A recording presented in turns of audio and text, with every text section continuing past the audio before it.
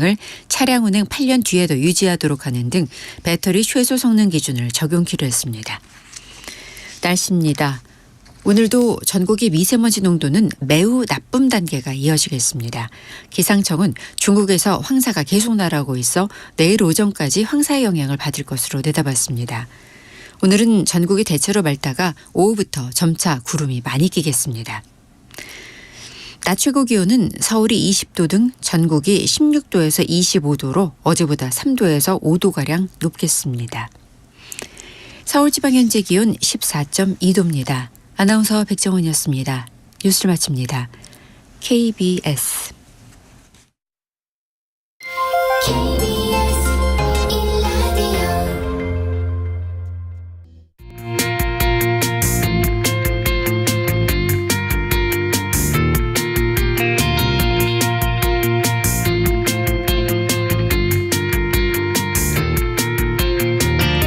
신성원의 뉴스 브런치.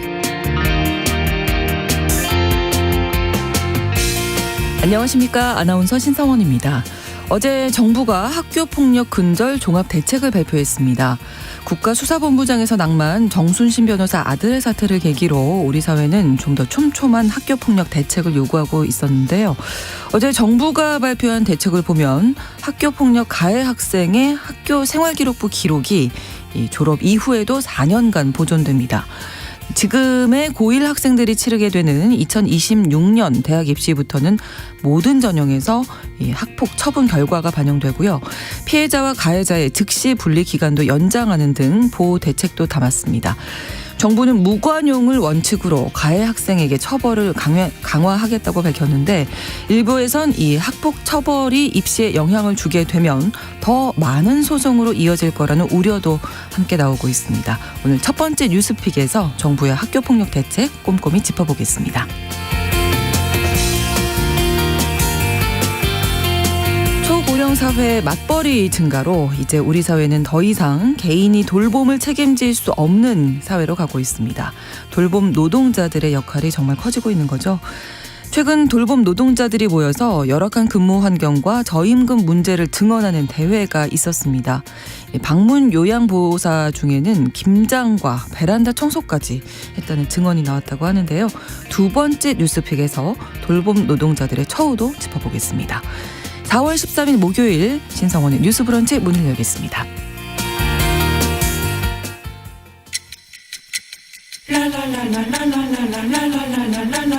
듣고 공감하고 진단합니다. 우리 사회를 바라보는 새로운 시선. 신성원의 뉴스 브런치 뉴스픽. 뉴스 브런치 청취자 여러분과 함께 소통하면서 만들어갑니다. 짧은 문자 50원, 긴 문자 100원이 드는 샵 9730, 우물정 9730번으로 의견 보내주실 수 있고요. 또 라디오와 콩 앱으로도 많은 의견 보내주시기 바랍니다. 자, 뉴스픽 시작하겠습니다. 목요일에는 이슬기 기자, 조성실 시사평론가 두 분과 함께합니다. 어서 오세요. 반갑습니다. 네, 반갑습니다. 네, 자 어제 정부가 학교폭력 근절 종합 대책을 발표했습니다. 지금 정순신 변호사가 국가수사본부장에서 낙마한 게 2월 25일이었으니까 대책이 나올 때까지 한 달 좀 지났네요. 네, 한 달여 만에 이제 교육부에서 대책을 발표했는데요. 네. 많은 분들이 아시겠지만 이제 정 변호사의 아들 같은 경우가 민족사관고에서 학교 폭력으로 강제 전학 처분을 받았다가 네. 징계에 불복해 소송을 제기했었고 서울 시내 고등학교로 전학을 간 뒤 서울대에 입학을 했잖아요. 네. 근데 이 과정에서 그 학폭 징계를 받고 행정 심판과 행정 소송도 거치면서 1년 가까이 전학이 미뤄졌고요. 네. 그 사이에 피해 학생과 분리되지 않아서 많은 분들에게 이제 공분을 샀습니다. 이것을 계기로 그리고 그 사이 이제 그 OTT 드라마 더글로리라는 게 흥하면서 많은 분들의 공감을 샀고 이제 어제 한덕수 국무총리가 오후 5시에 담화문을 발표를 했는데요. 그간 학교 폭력에 대한 안이한 온정주의가 있어서 피해 학생이 제대로 보호를 받지 못했다. 학교도 제 역할을 하지 못했다고 하면서 학교 폭력에 대한 경각심을 일깨우고 무너져버린 교권도 강화해서 학교폭력을 근절해 나가겠다고 밝혔습니다. 네, 그래서 이제 어제 학교폭력 근절 종합 대책이 발표가 된 건데 내용을 좀 살펴볼까요? 먼저 학폭 처분 기록 보존 기간을 현재보다 연장하기로 한 거죠. 네, 내년부터 시행이 되는데요. 네. 학교 폭력을 일으킨 가해 학생한테 내려지는 그 조치들이 있어요. 근데 이제 1에서 9호 조치까지 있는데 네. 숫자가 낮을수록 살짝 경미한 사안이고요. 근데 이 중에서 6호 출석 정지나 7호 학급 교체, 8호 전학 같은 경우는 학생부 기록 보존 기간을 현행 2년에서 4년으로 늘리는 겁니다. 한마디로 출석 정지 이상의 처분을 학교 폭력으로 받았다 하면 네. 대입에서 5수까지도 불이익을 받을 수 있다는 얘기고요. 또한 이제 학생부에 남는 징계 기록 삭제 요건도 조금 더 엄격해지는데요. 네. 현재는 4호 사회봉사부터 8호 전학조치까지는 가해 학생이 졸업하기 직전에 학교폭력심의위원회에서 논의를 한 후 삭제를 할 수 있었습니다. 하지만 앞으로는 전학조치 같은 경우는 졸업 후 4년간 삭제를 할 수 없고요. 네. 또 4호에서 7호 조치 같은 경우는 피해 학생이 동의를 해야만 동의 확인서를 제출해야만 삭제를 할 수 있게 됩니다. 네. 뭐 우리나라 교육에서 가장 민감한 부분이 이제 입시일 텐데 이렇게 되면 대입에도 영향을 주게 되는 거잖아요. 네, 맞습니다. 그래서 학생부 위주 전형의 경우에 이런 학교 폭력의 기록이 남을까봐 많이들 신경을 썼다면 이제는 수능과 논술 위주 전형에도 반영을 하겠다고 발표한 것인데요. 네. 그래서 뭐 실기 중심으로 입시를 하는 경우에도 이런 부분이 반영되도록 하고 무엇보다 심의 전에 자퇴를 하는 경우들이 있습니다. 그래서 기록에 남기지 않는 방식으로 자퇴를 해서 뭐 검정고시를 본다든지 네네. 이런 방법들을 택하는데 그런 꼼수를 부리지 않도록 심의가 완료되기 전에는 자퇴하지 못하도록 하고 자퇴를 한 학생의 경우에도 대학 입시 때 제출해야 하는 학생부 기록에 반드시 관련된 기록을 의무적으로 병기하도록 해서 이러한 것이 결과적으로 대입에 영향을 줄 수 있도록 하겠다라는 부분이 어제 발표된 내용의 가장 핵심적인 골자입니다. 네. 저희가 브런치 초대석 시간에 이 학폭 피해자들 상담하는 분들을 초대해서 말씀을 좀 들어봤었는데 가장 지금 피해자들이 피해자들을 위해서 시급하게 도입할 정책이 어떤 겁니까? 하고 여쭸더니 즉각 분리가 지금 잘 안 되고 있다. 이걸 제일 먼저 얘기하셨거든요. 네. 이 분리 부분도 좀 포함이 됐나요? 이번 대책에? 네, 그 정순신 변호사 건에서도 가장 많이 문제시 됐던 게 이 부분이잖아요. 그렇죠. 그래서 네. 정부가 이 방안을 포함했는데 이제 가해자 피해자 즉시 분리 일수가 현재는 3일이었는데요. 네. 3일이라고 하면 만약에 금요일에 시행을 했다고 하면 토, 일, 휴일이 포함돼 버리면 그냥 무용한 게 돼버리잖아요. 그러네요. 네. 그러다 보니까 이번 조치에서는 7일 이내로 연장을 했고요. 네. 그리고 학교장이 학생을 긴급 분리시킬 수 있을 뿐만 아니라 필요하다면 학급을 교체할 수 있는 권한까지 갖게 했습니다. 그리고 가해 학생에 대한 출석 정지 같은 경우도 심의위원회 결정 때까지 계속 미룰 수 있도록 했습니다. 네. 네, 지금까지는 가해 학생을 처벌하는 쪽으로 이야기가 나왔는데 피해 학생 보호도 중요하잖아요. 네, 이번 발표의 가장 전면에는 가해 학생에 대해 엄벌주의로 처벌하겠다라는 게 내세워져 있고 이제 두 번째 카테고리가 피해 학생에 대해 빈틈없는 보호를 하겠다는 건데요. 네. 앞서서 이 기자님께서 상술해 주신 것처럼 이 분리 기간을 7일 이내로 연장하는 것은 즉각적으로 도입이 될 것으로 보이고 이제 다만 분리 요청권이라고 해서 네. 피해 학생이 가해 학생과 분리 요청을 할 수 있도록 이제 요청할 수 있는 정당한 권한을 법안에 근거해서 이제 시행할 수 있도록 하겠다라는 네. 방향성을 밝혔는데 이 경우에는 학교폭력 예방법과 그리고 시행령을 개정해야만 실효를 가질 수 있습니다. 그래서 그런 방향성에 대한 천명이었다고 볼 수 있을 것 같고요. 네. 그리고 그 외에도 이제 법률 지원이나 의료 지원 같은 것을 강화하겠다라고 밝혔는데요. 이제 법률 지원 같은 경우에는 신규로 도입되는 정책인데 지역의 로펌을 연계하거나 공익변호나 마을변호사 제도 혹은 국선대리인 선임 등 같은 것을 연계해서 조금 더 이제 법률적인 지원이나 부담을 용이하게 하겠다라는 것이고 또 동시에 심리나 의료 지원 같은 경우에는 일정 부분 지원이 되었던 부분이 있긴 하지만 정신건강 자문위 위촉 이제 역량을 확대한다든지 규모를 확대해서 이런 부분에 대해서 훨씬 더 좀 두툼한 지원을 할 수 있도록 하겠다라고 발표를 했어요. 그리고 네. 마지막으로는 이제 피해자의 치유나 회복에 지원을 할 수 있도록 학교 전담 경찰관이라고 해서 SPO라고 불리거든요. 네. 근데 이런 맞춤형 순찰을 지원하겠다고 밝혔는데 이제 추후 질문에서 또 이어서 이야기하겠지만 이거는 이런 방향성에 대한 내용이고 실질적으로 예산이나 법 제도가 개선이 돼야지만 실효성을 갖는 정책들도 많이 포함되어 있는 상황입니다. 네. 그러니까 전체적으로 이번 정부의 그 학교폭력 근절 대책 면면을 좀 보면 약간 가해자 처벌 쪽에 많이 무게 중심이 쏠려 있긴 그렇죠. 하죠. 네. 네. 예. 그래서 가해자 처벌이 주 근간이 되고요. 말씀하신 것처럼 이제 대입의 그 가해 기록이 의무 반영되도록 네. 하고 학폭 처분 기록 보존 기간도 연장을 했잖아요. 네. 근데 이렇게 되면 말씀드린 것처럼 이제 대입 시 오수까지 영향을 미칠 수도 있고 혹은 2년제 대학에 다니고 졸업을 하거나 네. 아니면 고등학교 졸업 이후에 바로 취업을 할 때는 여기까지도 남아 있을 수 있는 것이고 네. 또는 이제 대학에 들어가서 휴학 없이 졸업을 한다고 했을 경우에도 취업에도 그렇죠. 이제 내 기록이 남아 있을 수 있는 부분이고요. 네. 여기서 보면 이제 가해자 처벌 기록을 확실히 취업 때까지 남기겠다라는 어떤 의지가 조금 보여지고요. 네. 그리고 말씀하신 것처럼 이제 피해자 보호에 대해서도 뭐 분리 요청권을 쓸 수 있게 한다든지 이런 부분이 있고 또 하나 볼만한 부분이 이제 학폭을 담당하는 교사 같은 경우에 네. 이제 이 소송이 제기되고 하면서 굉장히 스트레스를 받고 힘들어들 하셨는데 네. 중대한 과실이 없는 경우 민형사상 책임을 면제하는 방안도 추진하기로 한 점이 좀 눈에 띄고 있습니다. 그렇군요. 어쨌든 이렇게 엄벌주의로 좀 선회가 되면서 오히려 소송이 늘어날 것이다. 네. 형평성 문제 이런 문제점에 대한 제기도 있더라고요. 네, 우리가 직전에 이제 마주했던 정순신 사태로 불리우는 사건이라든지 혹은 이제 더 글로리를 통해서 많은 국민들의 공분을 샀던 방향성에서 봤을 때 이런 가해자에 대한 엄벌주의에 대한 국민적 공감대는 일정 부분 형성이 돼 있다고 봐야 할 것 같아요. 네. 그러나 다만 이제 핵사이다라고 이른바 말하죠. 그런데 그런 것으로 보이지만 면면이 들어봤을 때는 좀 우려되는 부분들이 있는 것은 사실입니다. 네. 최근 3년간 이제 학교폭력 조치 결정 이후에 가해 학생에 대한 행정 심판을 청구한다거나 소송 제기한 건수들이 굉장히 많이 늘었거든요. 네. 그래서 2020년도 기준으로 행정 심판을 한 건수만 889건, 그리고 행정 소송 건수는 265건에 달했습니다. 그래서 이 얘기는 뭐냐면 학교에서 자체적으로 이제 그리고 교육지원청 단위로 넘어가면서 이런 징계들이 이루어졌는데 이것이 자기의 권리를 이제 너무 과하게 침해했거나 사실관계나 이런 거에 대해서 적합한 조치가 아니다라고 하면서 불복을 하는 거거든요. 네.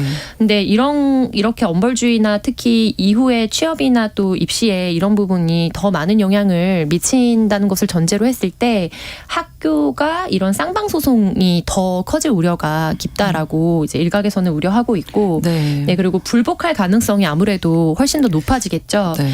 또 한편으로는 이제 마을 변호사라든지 공익 변호나 이런 부분에 대한 지원을 강화하겠다고 했지만 결국에 이것이 소송전으로 비화되었을 때 법리 다툼에 능하고 조직적 대응을 할 수 있는 더 비싼 변호사를 선임하는 경쟁으로 치달을 우려가 크다.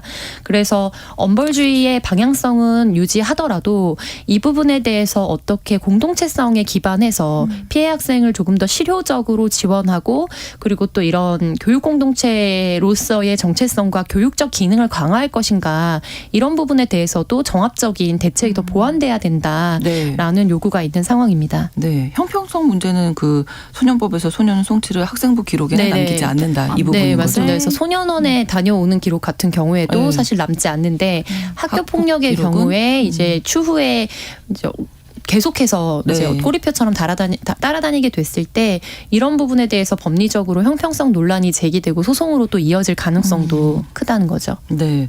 뭐 교육계 안에서도 지금 평가가 좀 나뉘는 것 같고 두 분은 어떻게 보시나요? 이슬기 기자님. 네, 일단 그 피해자 보호를 좀 강화한 부분에 있어서는 어느 정도 좀 칭찬해야 할 부분이 있는 것 같아요. 특히나 이제 피해자 가해자 분리에 관해서 그 국민들이 좀 관심이 많으셨고 그것 때문에 피해 입는 학생들이 많았기 때문에 그러한 방향 자체는 어느 정도 이제 칭찬할 만한 부분인 것 같지만 아까 이제 조평론가께서 말씀하셨던 것처럼 이제 학생부 기록에 남기겠다, 4년까지 남기겠다 했기 때문에 이 기록을 남기지 않게 하기 위해 위한 분쟁이 아주 치열할 것으로 보여진단 네. 말이죠. 네. 아까 말씀드렸던 것에 따르면 이제 그 학교 폭력 조치 6호까지는 기록이 되는데 그럼 5호 아래로는 기록이 안 되는 거잖아요. 네. 같은 학교 폭력을 저질렀더라도 5호 아래로 기재를 하기 위한 어떤 분쟁이 더 많아질 그렇죠. 것이고 네네. 지금도 안 그래도 말씀하신 것처럼 행정심판이나 행정소송 건수가 굉장히 많은데 어떻게 보면 학교 안에서 생겨난 문제를 학교 밖에서 법정 싸움으로 계속해서 끌고 가는 문제가 있다는 생각이 듭니다. 그래서 제가 생각할 때는 이게 또한 이제 그 대입 정시 모집의 학교 폭력을 기록하고 이런 방안이 네. 사실은 그 경쟁률이 굉장히 높은 상위권 대학에 들어가려는 학생들에게는 어떤 치명타일 수도 있지만 예를 들어 좀 성적에 조금 관심이 없거나 다른 학생들한테는 크게 경각심을 주지 못하는 부분일 수도 있잖아요. 그렇죠. 그래서 이 대책을 짜면서 너무 정순신 아들 학폭 사건에 치우쳐서 짠 네, 거 아닌가. 맞습니다. 네. 네. 다른 것도 좀 고려해야 하지 네, 않았나라는 네. 생각이 듭니다. 네, 9382번 쓰시는 분께서 바로 그 얘기를 지적을 해주신 것 같아요. 기록 오래 두고 뭐 대책은 알겠는데 엄벌 이전에 진정한 사과와 반성, 아이들 간의 관계에서 필요한 것들도 좀 생각해 주십사 하는 내용으로 적어주셨고요. 2049님께서는 이제 학폭으로 소송이 더 늘어나서 힘 있는 집 아이들은 변호 비용 더 내는 뭐 이런 문제도 우려가 되네요 하셨고 1918번으로 사과와 반성, 회복 이런 교육적으로 해결할 수 있는 이런 언급이 좀 부족한 점이 아쉽다고 지적을 해주셨습니다. 조평론가님께서도 네, 저도 같은 맥락에서 네. 말씀을 드리고 싶은데요. 그러니까 이번 대책이 큰 이미지로 봤을 때는 진일보 한 것처럼 보이지만 조목조목 따져보면 굉장히 좀 부족한 부분이 많다고 저는 보고 있습니다. 네. 왜냐하면 우선 가장 일례로 7일간의 즉각 분리를 할 수 있도록 기간을 연장하겠다고 하는데 이제 여기서 문제로 진단한 것은 심의 기간과 그 3일 분리 기간 사이에 몇 개월간의 기간이 뜨잖아요. 그러니까 그 기간 동안 학내에서 분리 조치도 제대로 이루어지지 않고 또 2차 가해가 계속해서 이어지는 문제가 있었다. 그래서 내놓은 대책이 7일로 늘리겠다는 거거든요.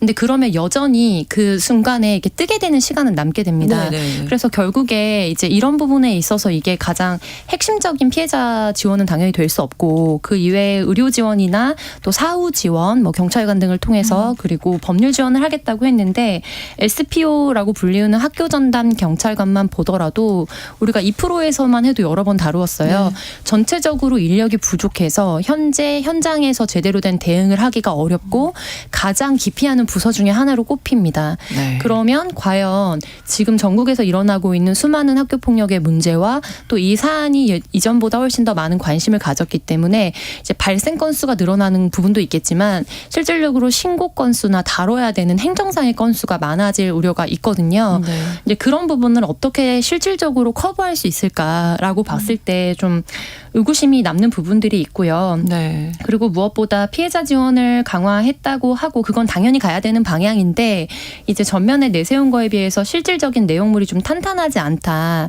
그래서 결국 현재 학교 폭력이 발생했을 때 피해자들에게 가장 중요한 것은 이제 일상으로 어떻게 회복하게 하느냐 그리고 네. 2차 가해로부터 어떻게 보호하느냐의 문제인데 현행 구조대로라면 이제 어른 그리고 동급생이라고 해야 될까요? 같은 반에 있는 교우들 네. 그리고 교사들은 사실상 어떤 사건이 발생하면 이거에 대한 평가자나 또 제3자적인 입장으로 분리되어 있는 상황이거든요.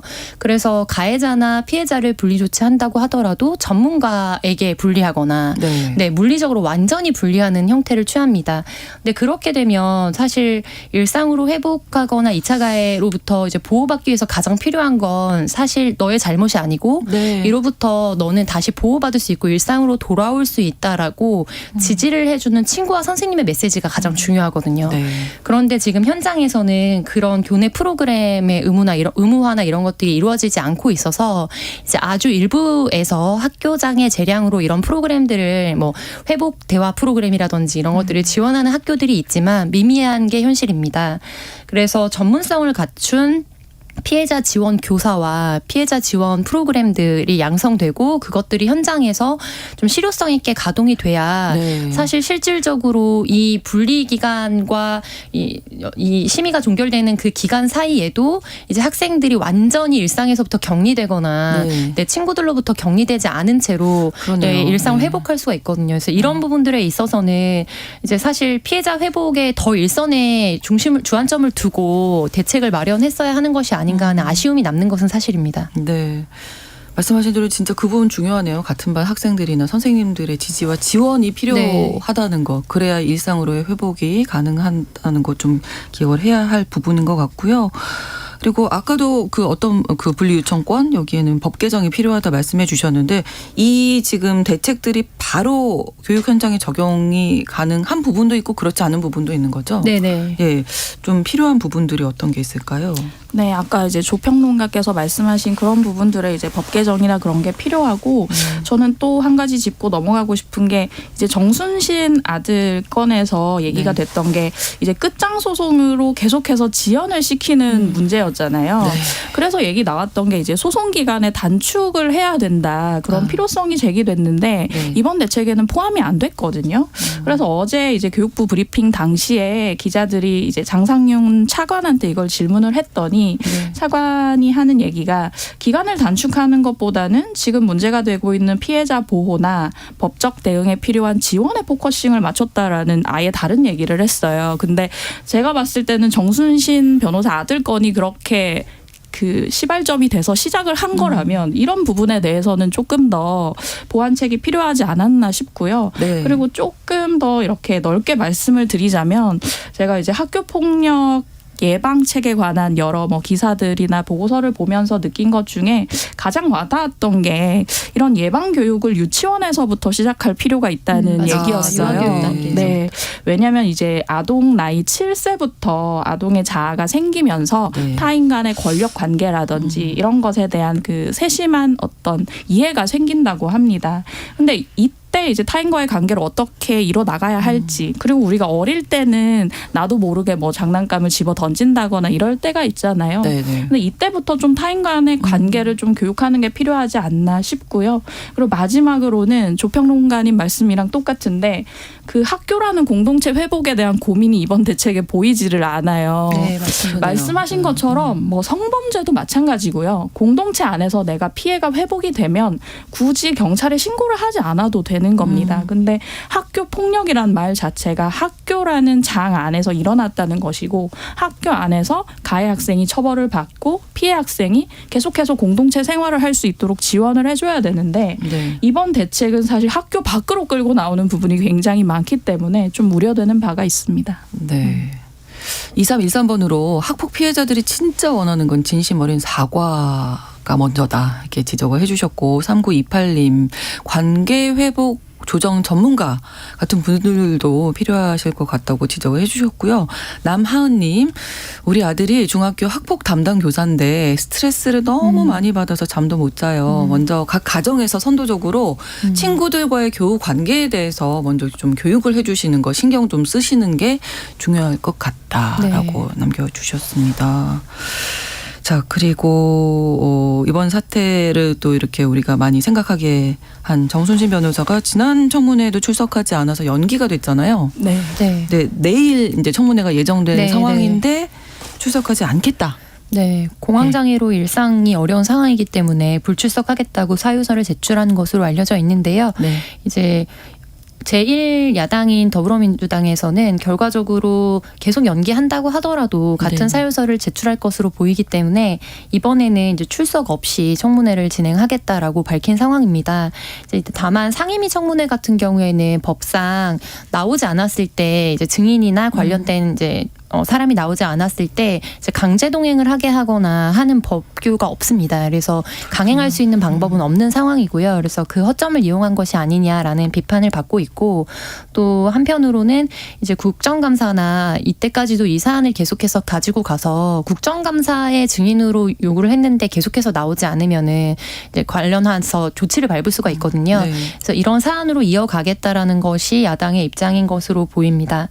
근데 저는 이 사안과 관련해서 여기서 꼭 이제 청취자분들 모두와 좀 나누고 싶었던 얘기는 네. 이제 제도나 법으로 해결할 수 없는 부분들이 있습니다. 그래서 그렇죠. 문화와 우리의 어떤 윤리의식이 굉장히 중요한데 그런 부분에서 우리 일상에서 문제의식 없이 받아들이고 소비되는 유머 코드들이 있어요. 그래서 청취율이나 시청률이 굉장히 높은 예능 프로그램들 뭐 폐지됐거나 현재 유지되고 있는 프로그램들에서도 학교 내의 일정의 권력 구조 같은 것을 하나의 플랫폼처럼 사용해서 그걸 가지고서 유머를 자아내고 네, 그런 것들이 많이 소비되거든요. 그런데 그 주 시청자 중에 주요 대상자들이 이미 아동 청소년이라는 그렇죠. 것을 우리가 꼭 주지해야 할 것 같습니다. 네, 네. 그래서 누군가를 놀리고 뭔가 완전히 그 주류 문화에 편입되지 못하는 코드를 가지고 있는 사람을 조롱하거나 비하하는 듯한 태도와 말투는 절대로 예능으로 소비돼서는 안 된다. 그럼요. 이 부분에 대해서도 말씀드리고 싶었습니다. 네.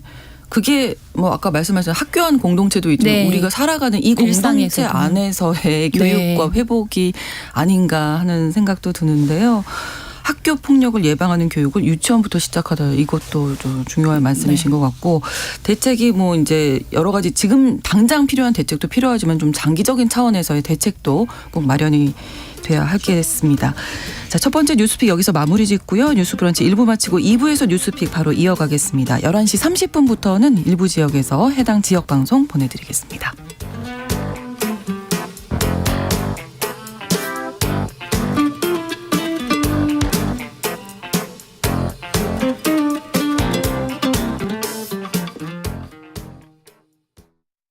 지금 시각은 11시 30분입니다. KBS 여러분은 지금 KBS 1라디오 신성원의 뉴스 브런치를 함께하고 계십니다. 뉴스 브런치 함께하고 계십니다. 4938번으로 학교 폭력 관련해서 조성실 평론가 이슬기 기자님 의견 듣는 건 너무 좋았어요. 남겨주셨습니다. 감사합니다. 네. 감사합니다. 두 분이 항상 노력해주고 계시고요. 0880번으로 뉴스 브런치 잘 듣고 있습니다. 이 시간대 항상 운전 중에 듣다가 지금은 사무실에서 듣고 있습니다. 이렇게 자리로 옮겨서까지 들어주셔서 너무 감사드리고요. 또 청취율 조사 기간이라서 더욱 감사드립니다. 신나고 감사 뉴스 브런치입니다. 네. 이어서 두 번째 뉴스 픽으로 가보겠습니다. 최근 돌봄 노동자들의 노동 실태 증언 대회가 있었는데요. 이 돌봄이 다양한 곳에서 일을 하게 되잖아요. 여기 모인 분들이 어떤 일을 어디에서 하시는 분들인지 조성실 평론가께서. 네. 지난 11일 국회에서 돌봄 노동자 노동 실태 증언 대회가 열렸습니다. 네. 여기에는 시설 방문 요양보호사, 노인 생활 지원사, 아이 돌보미, 장애인 활동 지원사 등 다양한 분과에서 돌봄 노동을 수행하고 계신 노동자분들이 참석해 주셨고요. 네. 이제 정부가 민간으로 돌봄을 떠넘기고 있다. 여기에 대한 대책이 필요하다는 점, 그리고 고용 안정과 처우 개선이 시급하다는 목소리를 내면서 이와 관련한 각종 사례들을 좀 증언하는 자리였습니다. 네, 이분들의 노동 실태를 점검해 볼 필요가 있을 것 같은데 대부분 돌봄 노동자분들이 어디에 소속돼서 일을 하는지 이런 것도 좀 알아봐야 될 것 같아요. 네, 국내에서 돌봄 서비스 같은 경우는 네. 그 사회보험료로 제공하는 공공 서비스 영역입니다. 하지만 95%가 민간 기관에 위탁이 돼 있고요. 그래서 네. 이런 분들은 뭐 그 민간 요양원이라든지 민간 재가센터 이런 데서 많이들 일을 하시죠. 네. 전국적으로 돌봄 노동자가 110만 명이 될 정도로 굉장히 많으시고요. 좀 구체적으로 봤더니 이제 그 민주노총 법률원 부설기관 노동자권리연구소라는 곳에서 이분들을 대상으로 설문조사를 해봤더니 돌봄 노동자의 92%가 기간제 계약직 비정규직인 것으로 나타났고요. 계약 기간이 6개월에서 1년 미만이라는 의견이 10명 중 6명이나 됐습니다. 1에서 2년 미만이 35% 수준이었고요. 임금은 사실 최저임금이라고 보시면 맞을 것 같아요. 네. 이제 가가호호 방문을 해서 돌봄 노동을 하시는 분들의 경우는 임금이 100만 원에서 159만 원 정도고요. 이는 뭐 아시다시피 그 작년 기준 비정규직 평균 임금인 188만 원에도 미치지 못하는 그런 금액입니다. 네. 대부분 이제 저임금이라는 얘기인데 이게 그리고 초과 수당 같은 것도 없겠죠. 시간이 뭐 딱 네. 맞춰서 뭐 예를 들면 9시에서 6시까지다 해도 그 이후에 또 일도 많이들 하실 거 아니에요. 이게 사실 시간 맞춰서 하기 어려운 부분인데 그렇죠. 시간이 초과한다고 해서 더 주는 건 없고요. 아니겠죠. 그래서 이제 이 방문 돌봄 노동자 같은 경우는 네. 월 60시간 이상을 일을 해야 뭐 4대 보험이라든지 퇴직금이라든지 장기 근속에 따른 장려금을 받을 수 있는데 네. 이걸 알고 있는 사측에서 네. 일부러 59시간이나 59.5시간 같은 어떤 편법 계약을 요구를 하기 때문에 노동자로서 받아야 할 법의 보호를 받지 못하고 있고요. 말씀하신 것처럼 초과 근무 수당을 받지 못하는 것은 물론이고, 근데 이제 연장 근로가 어떻게 보면 당연하게 여겨지기 때문에 네. 시간당 임금은 자연스럽게 줄어드는 거고요. 그리고 여기서 이제 일하시는 분들 말씀을 들어보면 특히 방문 요양보호사 같은 경우는 이 집에서 저 집으로 옮겨 다녀야 되는데 네. 교통비 같은 교통비. 경우도 네네. 거의 다 자부담이다.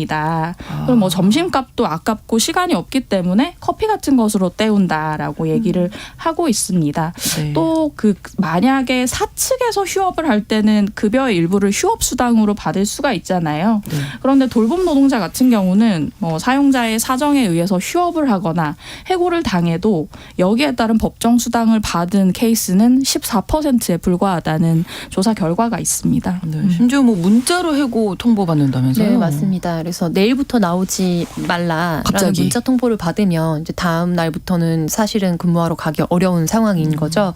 그리고 월 60시간 이상을 근무해야 4대 보험 등 각종 이제 혜택들이 사실상에 주어지는데, 그래서 한 달의 근무 시간을 59.5시간으로 조정한다거나 이런 편법들이 좀 난무한 현실도 고발이 됐습니다. 네. 그래서 아무래도 우리 사회 그 돌봄 노동을 하면 주로 아이 돌봄, 그리고 네. 노인 돌봄, 장애인 돌봄 이렇게 세 분과가 가장 큰 핵심적인 영역 중에 하나이거든요. 네.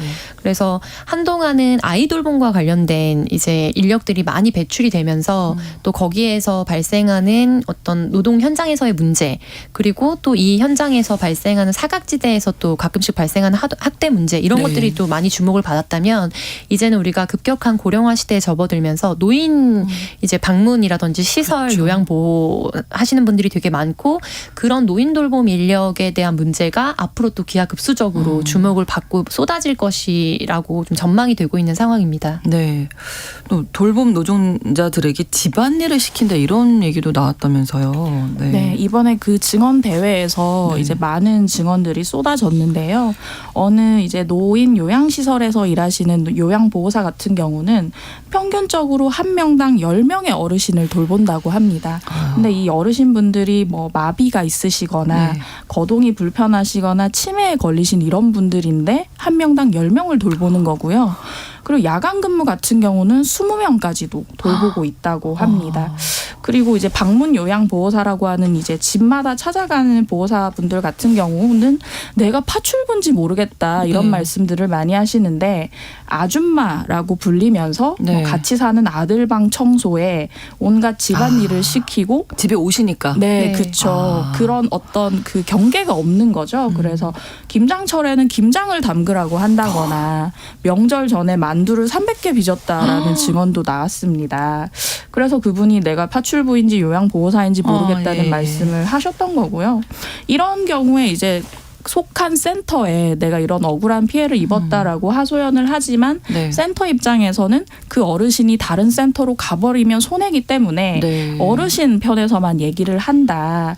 그러고 나서 얼마가 지나면 나의 근태를 문제 삼아서 하루아침에 나오지 마세요라는 통보를 받았다는 얘기도 전해졌습니다. 네. 또 이뿐만 아니라 이제 노인생활지원사라고 하는 독거노인들의 생활을 돌보는 분들이 계신데, 이분들 같은 경우는 그 업무 일지를 위치 추적 기능이 있는 어플을 개인 폰에 설치를 해서 작성을 한다고 해요. 아, 정말요? 이 문제는 여러 번 제기가 됐었는데, 이게 민감한 위치 정보를 실시간으로 확인할 수 있는 기능이 있다 보니까 실제로 센터에서 지금 지원사님 어디 계시냐 이렇게 전화가 오기도 하고 인권 이거는- 침해 소지가 있다고 그러네요. 문제가 제기됐습니다. 네. 초고령화 사회를 맞고 있고 맞벌이도 증가하고 이제 뭐 돌봄이라는 걸 개인이 다 책임질 수 없는 그런 사회로 우리 사회가 가고 있는데, 정작 돌봄의 가치는 좀 저평가된 네. 그런 느낌이네요. 네, 돌봄이라는 것은 사실 정말 오랜 역사에 걸쳐서 가정 안에서 특히 여성 그중에서도 네. 엄마가 많이 담당을 해왔죠. 그래서 이제 이전에는 어떻게 보면은 윗세대에 대한 돌봄과 아이 돌봄 이 모든 것들을 가정에서 많이 소화를 하고 부족한 부분들에 대해서 사실은 외주의 형태로 우리가 이것이 산업이 발생했다면 네. 이제 그런 부분이 사회 서비스 차원에서 이루어지는 것이 아니라 민간 영역에서 하나의 산업으로 네. 성장해 왔던 것이 사실입니다. 그렇기 때문에 그 경제적 논리에 기반해서 사실은 돌봄 노동을 하는 것의 전문성이라든지 그리고 그 직역에 대한 이해보다는 정말 그냥 찾아주는 사람이 있으면 거기에 얼마만큼의 비용을 받고 누구든지 매칭하면 되는 일처럼 여겨져 왔는데요. 네. 특히 우리가 팬데믹 국면을 지나면서 특히 해외에서는 필수 노동이라고 불리우는 이 돌봄 노동에 대한 재평가들이 좀 새롭게 이루어지기도 했는데 네. 우리 사회는 여전히 좀 그 자리에 머물러 있는 느낌을 많이 받아요. 그래서 돌봄 노동이 사실 살림하고 구분되거든요. 그렇죠. 그래서 많은 분들이 아시다시피 그런데 네. 이전에 가정에서 한 사람이 살림과 돌봄을 다 이제 통합적으로 했다 보니까 아무래도 이런 부분에 대해서 제대로 된 이해가 없으신 분들 같은 경우에는 돌봄 노동으로 왔지만 돌봄을 3시간을 와 있다면 3시간 내내 쉬지 않고 하는 건 아니기 때문에 중간중간 비는 시간에 그냥 나머지 일들 당연히 해줄 수 있는 거 아니냐. 내가 거기에 대해서 대가를 지불한 건 아니냐라고 당당하게 생각하시는 분들도 계시거든요. 그래서 이런 전반적인 우리의 문제의식 자체도 사실은 새롭게 설정이 돼야 되는 부분들이 있고요. 네. 그리고 팬데믹 국면이 또 언제 올지 모른다고 하는데 이와 관련해서 우리가 1대 몇을 이제 돌보느냐 이 문제도 굉장히 민감한 문제인데 이런 부분이 감염 문제와도 맞물리면서 사실은 적정한 인력을 배치해야 되는데 그런 부분에 대한 기준도 굉장히 좀 턱없이 높은 상황입니다. 그러니까 우리 사회의 돌봄에 대한 인식 자체가 네. 좀 많이 개선이 될 필요가 있을 것 같고요. 5439번으로 진짜 돌봄 노동자는 갑을병정의 병정입니다. 노동의 소중함을 모르는 분들이 많으세요. CK님, 진짜 고령화되고 내 몸 스스로 건사 못하는 날들이 모두에게 많아질 텐데 돌봄에 대한 사회적인 관심이 시급합니다 하셨고요. 3414번으로 노인맘 돌봄하는 그런 수요는 계속 많아질 겁니다. 노인들에 대한 돌봄 수요 많아질 텐데 돌봄이 존중받는 사회가 되기를 바랍니다. 이렇게 남겨주셨어요. 정책적으로 어떤 변화가 있어야 할지 두 분 말씀 들으면서 오늘 마무리하겠습니다. 네, 저는 그 윤석열 정부가 출범을 하면서 이 돌봄 서비스에 관해서 이제 민간에 더욱 맡기겠다라는 얘기를 했는데 저는 결과적으로는 돌봄의 공공성 확대가 중요하다는 생각이 들어요. 네. 이게 산업적으로 접근을 했더니 사실은 이제 뭐 사회보험료나 그 지원금 하에서 민간 기관들이 알아서 하다 보니까 사실은 이제 그 서비스의 질도 낮아지고 어떤 보호사들의 임금을 이렇게 임금에 대한 처우에 대한 낮은 처우가 되는 거잖아요. 그런 게 굉장히 안타깝고 결국은 이거는 공공성을 확대하는 데서 문제의 실마리를 찾아야 하지 않나 싶고요. 거기에 좀 반해서 최근에 이제 서울시 사회서비스원이라고 하는 공공 돌봄 서비스를 담당하는 기관이 무려 예산을 68억 원으로 100억 원 이상 삭감을 해서 68억 원이 됐거든요. 근데 이 경우에 이제 노조에서 말하기로 추경이 확정되지 않으면 하반기부터 해고가 될 것이라고 얘기를 하고 있어요. 네. 근데 이런 거는 지금 어떤 돌봄 서비스에 관한 수요에 역행하는 일이 아닌가 다시 한번 점검이 필요하다는 생각이 듭니다. 네, 안정적인 돌봄이 필요한 상황인데요, 지금. 네, 시장에만 맡길 수 없는 직역이 사실 돌봄인데요.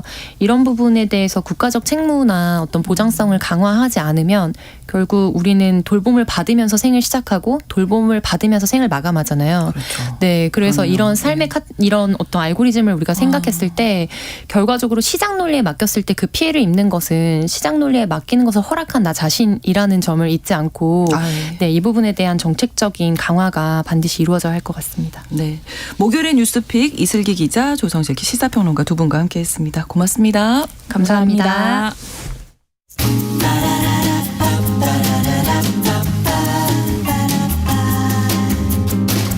신성원의 뉴스 브런치는 여러분과 함께합니다. 짧은 문자 50원, 긴 문자 100원이 드는 샵 9730. 무료인 콩 앱과 일라디오 유튜브를 통해 참여해주세요.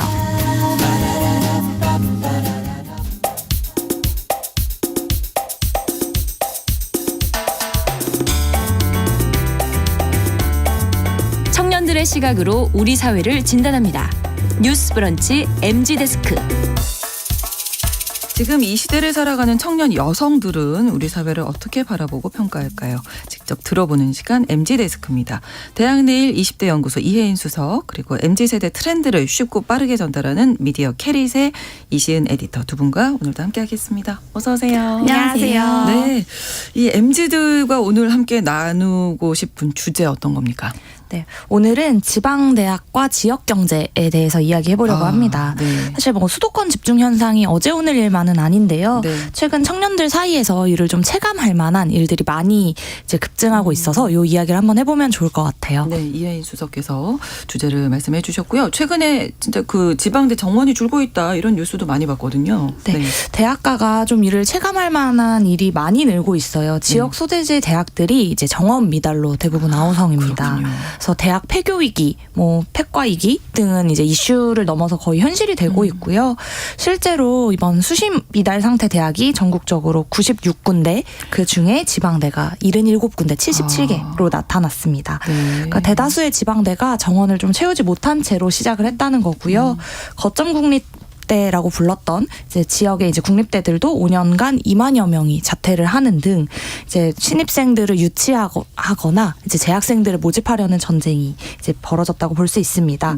네, 광주 소재 사립대학 같은 경우는요, 신입생들 모집할 때 신입생 전원에게 아이패드 같은 전자기기를 살 수 있도록 하는 장학금을 지급하기도 했고요. 네. 이제 뭐 대전 소재 사립대학에서도 수시 모집 최초 합격자가 되는 경우에 첫 학기 장학금을 뭐 100만 원에서 150만 원까지 주겠다라고 이야기하면서 좀 자구책을 마련하고 있는데 이마저도 좀 여의치 그래도? 않은 게 실정입니다. 그렇군요. 근데 이걸 두고 이제 벚꽃 피는 순서대로 망한다라는 말까지 나오더라고요. 네, 네. 근데 들어오는 이제 학생은 적고 네. 나가는 학생만 이렇게 늘어나니까 지방대학교 줄도산을 빗댄 말인데 벚꽃 개화 시기가 빠른 수도권과 그리고 네. 거리가 먼 지역 소재 대학을 비교를 하면서 이제 지방대 기피 현상을 이제 희화화하는 말이기도 합니다. 안타깝네요. 네, 특히 서울 수도권과 지방 대학의 격차가 좀처럼 줄지 않는다는 게 좀 문제인 것 같은데요. 네. 학령 인구가 감소를 하고 있잖아요. 네, 이제 네. 그 문제를 이제 지방 대학과 그리고 전문대가 떠안고 있는 현실이에요. 근데 정부가 이제 첨단 산업 인재 양성을 추진 중인데 네. 이로 인해서 이제 서울 주요 대학을 중심으로는 증원을 허용해준다고 해요. 네, 그래서 수도권 쏠림 현상이 좀 더 심해질 거다 이런 목소리도 나오고 있습니다. 수도권과 지방이 너무 다르네요, 분위기가. 맞습니다. 네. 실제로 그냥 뭐 지역 소재 대학들은 단순히 학생이 없다라는 문제뿐 아니라 그냥 운양난에 시달려서 아예 이제 폐교를 해야 하는 현실을 많이 체감하고 있기도 합니다. 네. 뭐 이번 달 말에 경남 진주 소재 한 대학이 요금 미납과 전기 수도 이제 끊길지도 모르는 미납액이 거의 11억 원 정도 된다고 하고. 그렇군요. 근데 문제는 사실 여기에 또 재학하고 있는 학생들이 있잖아요. 네. 그래서 3, 4학년 학생들은 이 학교를 그만둬야 하는 건지 더 다녀도 되는 건지 이런 고민들을 하고 있다고 해요.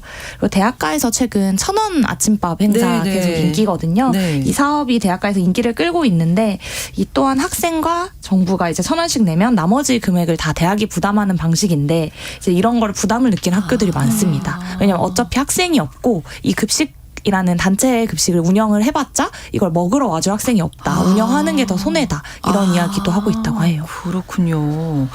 그러면 지방대 뭐 이 이야기뿐만 아니라 지역에서 채용은 어떻습니까? 이게 사실 채용 문제랑 같이 맞물려 있는 거기도 합니다. 그렇죠. 네, 채용 네. 시장에 최근에 변화가 많이 있어요. 공채가 사라지고 대부분 네. 수시 채용 중심으로 많이 바뀌었다는 그렇죠. 겁니다. 네. 근데 이 경우에는 이제 과거 특정 시기가 존재하던 공채에서는 오히려 지방 대학 친구들도 같이 채용을 좀 참여할 수 있는 기회가 네, 되기도 네. 했어요. 동시다발적으로 채용이 일어나기도 하고 채용이라는 정보가 균등하게 같이 공유가 되기도 했으니까요. 네. 근데 이제 지역 출신 청년들이 공채가 없으니 이런 수시 채용 등용문을 통해서 또 채용이 되기는 되게 어렵고 그러다 보니까 대학 진학을 미뤄서라도 수도권으로 가겠다라는 현상이 더 심해지고 있다고 합니다. 네, 네. 근데 저는 사실 단순히 이제 구직이 어렵다뿐만이 아니라 지역의 일자리 자체가 이제 없다라는 것도 문제인 것 같아요. 근데 지역 청년들이 이제 수도권이나 서울 대학을 선호하는 이유도 대부분 일자리 때문이라고 밝혔거든요. 네, 특히 그 문과 학생들은 지역에 남고 싶어도 일자리가 없어서 수도권으로 가야 될 수밖에 없다는 거예요. 그래서 그 지역에서 나고 자랐고 그리고 그 지역에 최대한 남아서 일을 하고 싶은데 네. 일자리가 적으니까 타 지역으로 이제 가서 생활을 해야 될 수밖에 없는 거예요. 근데 이런 경우에 이제 부족한 돈으로 강제 자취를 해야 되는 청년들도 생기는 거고, 그러네요. 그래서 돈을 버는데도 불구하고 생활고에 시달리는 이들이 이제 생기는 거예요. 그래서 네. 일부 커뮤니티에는 이제 이런 글들이 하나 올라왔는데 네. 좀 간단하게 읽어드리면 네네. 뭐 아무래도 서울 등 수도권이 나라의 중심이고 그리고 인프라 수준이 높다 보니까 서울이나 수도권을 선망해서 무조건 일하고 싶을 줄 알았는데 네. 그게 아니었다. 뭐 실상은 일자리와 임금 때문에 자의반, 타의반으로 올라오게 된 거고 일자리가 이제 적고 임금 수준이 낮으니까 울며 겨자 먹기로 이제 상경했다라는 이런 글도 이제 올라오곤 합니다. 이게 좋아서가 아니라 어쩔 수 없는 선택이었다 이런 얘기인데 네네. 그러니까 내가 사는 지역에서 부모님과 같이 네. 이 고향에서 또 잘 알고 계실 거 아니에요. 그쵸. 그 지역에 일자리만 있다면 그 지역에서 그게, 일자리 네. 가장 좋은 선택일 그게 텐데 그게 베스트죠. 어려운 현실인 그쵸, 거죠. 네. 네.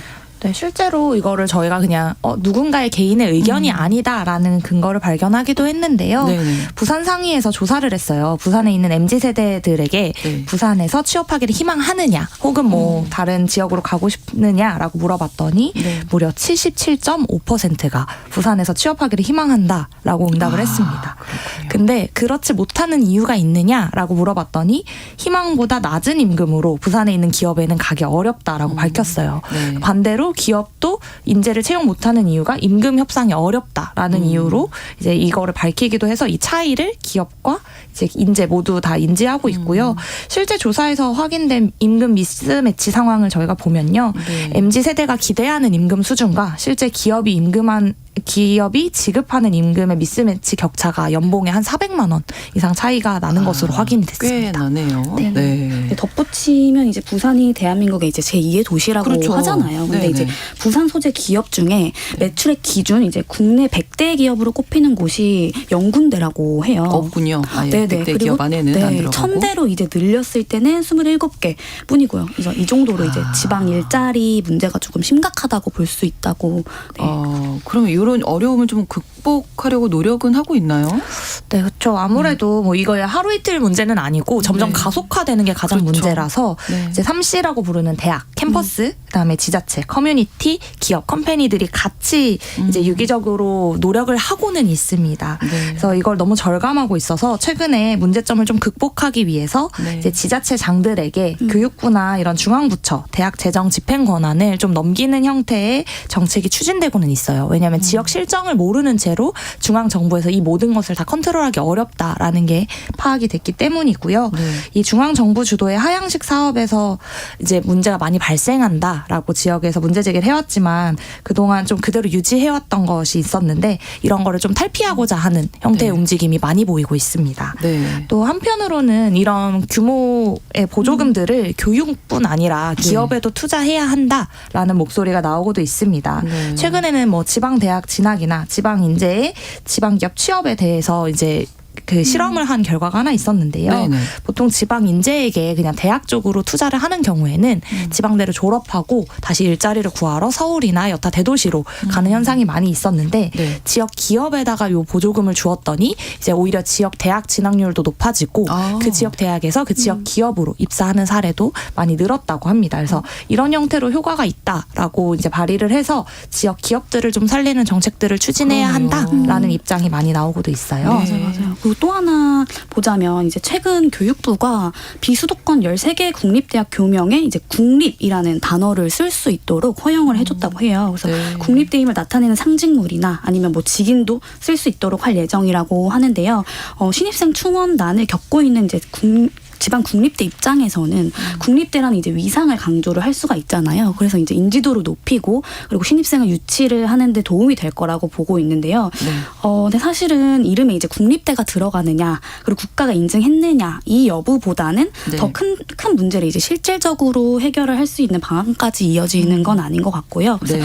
나아가서 아까 말씀해주셨던 것처럼 뭐 지역 자체에서 취업 프로그램이나 교육 시스템에 더 투자하는 노력이 좀 더 필요하다고 보고 있습니다. 네. 최근 인구에 대해서 새로운 개념도 있다면서요? 이게 어떤 얘기인가요? 네. 최근에 생겨난 인구 개념인데요. 네. 그 생활 인구라고 이제 꼭 거주를 하지 않아도 네. 특정 지역에서 일정한 생활을 하는 인구를 포괄하는 개념이에요. 네. 최근 이제 시골 라이프를 즐긴다는 의미에서 5도 2촌이라는 트렌드가 있잖아요. 네. 그래서 평일에는 이제 도시에서 일을 하고 그리고 주말에는 시골에 가서 이제 휴식을 취한다는 뜻인데요. 네. 이렇게 정기적으로 생활을 하는 이들도 그 지역의 인구로 친다는 거예요. 네, 그래서 아무래도 인구 수에 이제 초점을 맞춰서 정책이 이루어지다 보니까 그 네. 격차를 조금 줄이기 위해서 이런 개념들이 생기고 있다고 보고 있습니다. 네. 네. 비슷하게는 좀 새로운 개념으로 대두되고 있는 것이 관계 인구라는 건데요. 관계 이제 인구. 네, 특정 지역에 완전히 이주하거나 정착하지는 않았지만 네. 정기적으로나 비정기적으로 해당 지역 방문하면서 관계를 유지하는 인구라고 합니다. 일본 같은 경우는 사실 이 정주 인구라고 부르는 등본상, 주민등록 등본상의 인구의 개념을 버리고 이 네. 관계 인구 확충을 좀 목적으로 해서 지역 활성화 정책을 추진 중이고 네. 성과를 내고 있다고 합니다. 네. 예를 들면 이런 거예요.